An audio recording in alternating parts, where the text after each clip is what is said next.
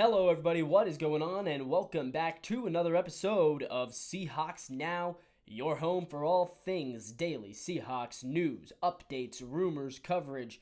Today, we have some pretty baseline news, a couple of guys being released, and then we're going to talk about some rumors that are heating up in terms of Tyler Locket and his status with the Seahawks in the future. But with all that being said, guys, make sure you hit that like button down below. Subscribe to the channel if you want to see more content just like this. Today, more of a news-themed video. Two players have been released, have been waived off the Seahawks practice squad. The first is cornerback Ryan Cooper, and the second is wide receiver Cornell Powell. So let's look at who these guys are and talk about why they got released. First off, going to Ryan Cooper. Ryan Cooper Jr. actually was his name, former Oregon State University cornerback, so he's kind of a local guy. And the stats you're seeing on the left side of the screen, those are actually his college stats. He had never played a snap in the NFL. He's bounced around practice squads. He played with the Commanders practice squad. He played with the Baltimore Ravens practice squad, which is the picture you see him in up there. And also in the Seahawks practice squad. For the majority of the past 2 seasons, he's been on the Seahawks practice squad. Not anymore. The college numbers were pretty good. 18 passes defended, 1 pick six, 52 solo tackles, 1.5 sacks, and 4 interceptions. Now, for a cornerback, that's pretty good, right? You don't expect him to get a whole lot of sacks as a cornerback. He was a stud at Oregon State, but he went undrafted. And this makes sense, right? The Seahawks are trying to cut away a couple of contracts that they know that they're not worth paying, because Ryan Cooper Jr. is probably never going to play, or never was going to play for the Seahawks. He never was activated off the practice squad. And that's very similar to wide receiver Cornell Powell. Cornell Powell, couldn't find a picture of him. Cornell Powell, he came from Clemson. He actually started for only 1 year at Clemson. But here he is. There's the picture.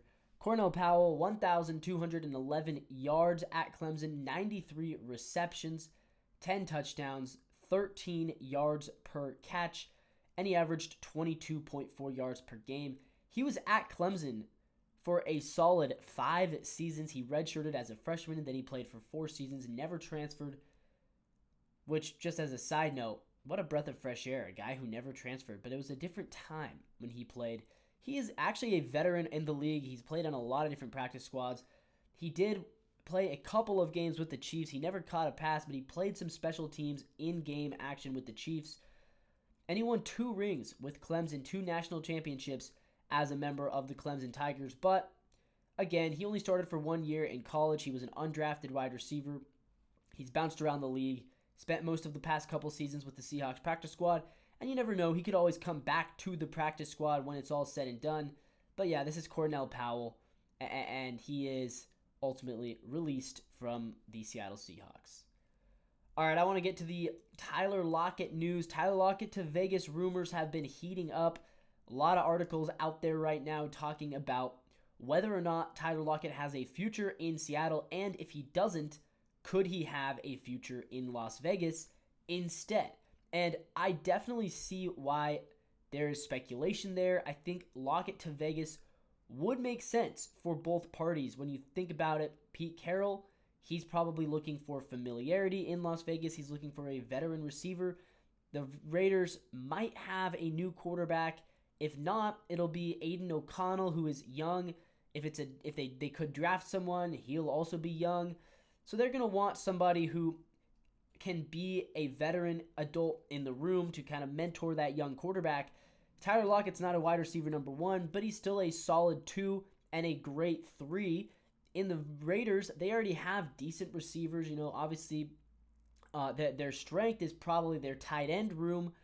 But at the wide receiver core, they do have Jacoby Myers, who had a nice season last year.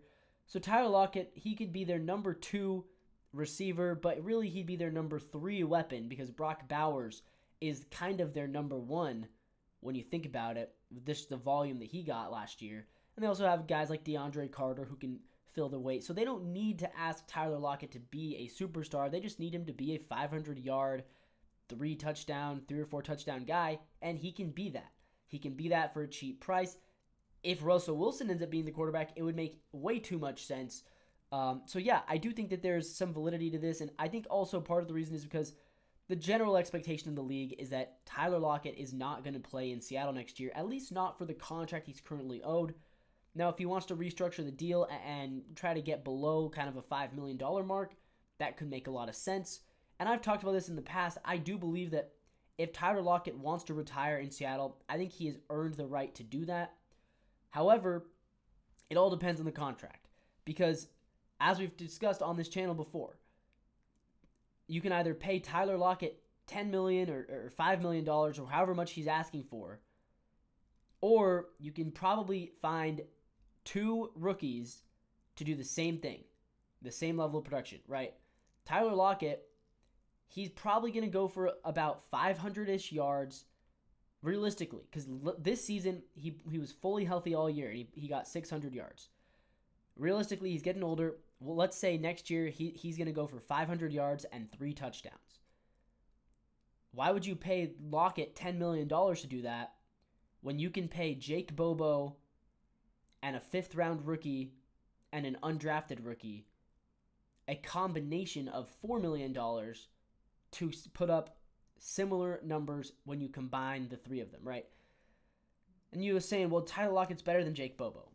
He probably is, but the cost to talent ratio, I don't think is that far off. And so, yeah, it all depends on the contract. But again, I mean, you look at the Lockett stats. Here they are: 49 receptions, 600 yards, 2 touchdowns.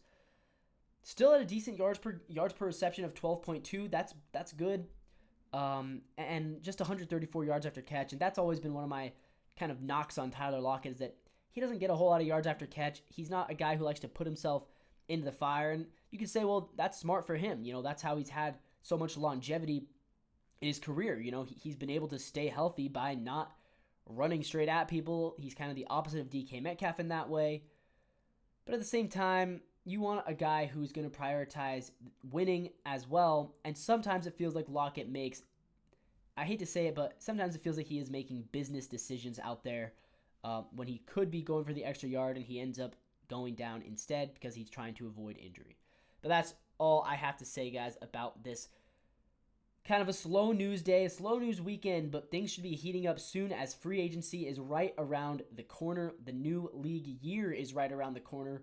Matthew Stafford might be on the trade block. We're going to be talking about that in tomorrow's video.